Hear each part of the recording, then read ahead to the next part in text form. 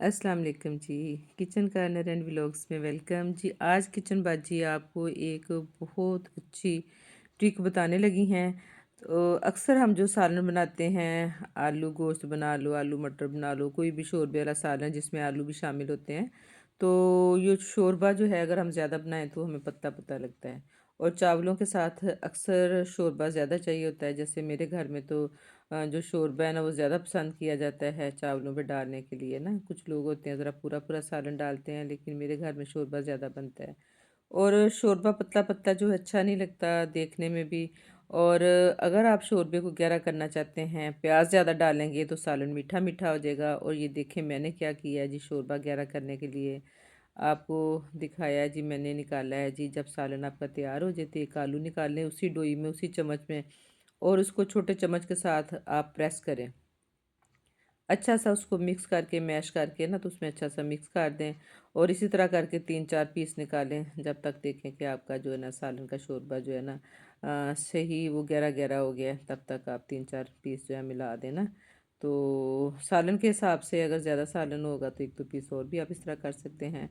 और दूसरा ये कि अगर आप आलू बॉयल करके सालन में डालेंगे ना, उनका टेस्ट भी और अच्छा आता है। मैं सालन में हमेशा आलू जो है ना बॉयल करके डालती हूँ।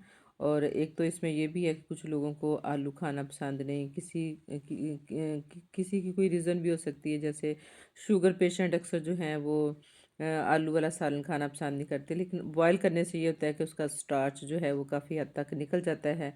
तो वो मेरा ख्याल थोड़ा बहुत वो भी खा सकते हैं ना, क्योंकि फैमिली में सब लोगों ने खाना खाना होता है। तो आप इस तरह करके आलू बॉयल करके डालें।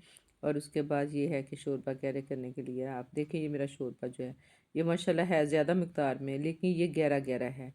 और प्याज मैं ज़्यादा नहीं डालती, प्याज मैं मुनासिब सा ही डालूँगी जितना हांडी में डलता है, क्योंकि ज़्यादा डालने में सालन मीठा हो जाएगा और टमाटर भी ज़्यादा अच्छे नहीं हैं। तो ये तरीका जो है, उम्मीद है कि आपको मेरा पसंद आया होगा।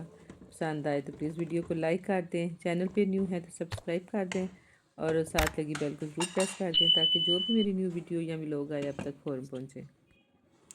और दूसरी बात ये कि जब आप गरम मसाला डाल लेते हैं, धनिया शनिया डाल लेते हैं, तो दम पे कम से कम इसको कोई 8-10 मिनट ज़रूर रखें हल्की आंच पे। जितना मर्ज़ी सालन तैयार हो चुका है, लेकिन दम पे रखने से शोरबा मज़ीद गहरा होता है और उसमें सारा गरम मसाले का, धनिया का अरोमा बड़ा अच्छा सा आ जाता है। और जी अब हम करने लगे हैं जी डिश आउट अपने सालन को। और मुझे बाउल में शोरबे वाला सालन जो है ना वो डाल के खाना बड़ा अच्छा लगता है। माशाल्लाह देखें खूबसूरत सी लुक के साथ हमारा जी आलू मटर गोश्त का सालन तैयार है। तो ये देखें माशाल्लाह माशाल्लाह लुक देखें, और ये देखें इसकी थिकनेस देखें ज़रा। और आजकल जिस सर्दियों में आलू गोश्त हो या आलू मटर हो या मटर गोश्त हो, ये तो मेरा ना बड़ा ही फेवरेट किस्म का सालन है।